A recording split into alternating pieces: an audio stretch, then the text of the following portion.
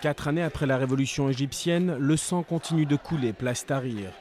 Shaima, une manifestante du parti Alliance populaire socialiste, a été tuée samedi soir sur la place devenue mythique. Elle était le fer de lance du soulèvement populaire de 2011. Elle avait également soutenu l'éviction par l'armée du président Morsi en juillet 2013.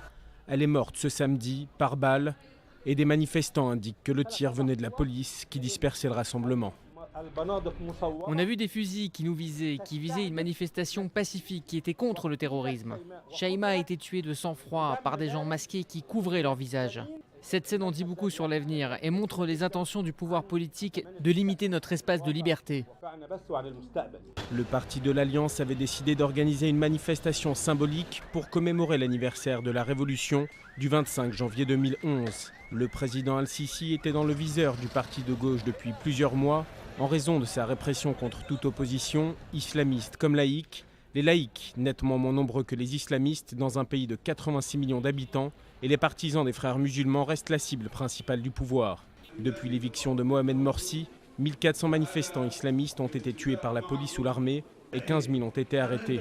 Malgré les nombreuses interdictions à manifester, les pro-Morsi ont appelé à descendre dans les rues ce dimanche. La police a de son côté averti qu'elle n'hésiterait pas à répondre à tout rassemblement de manière adéquate.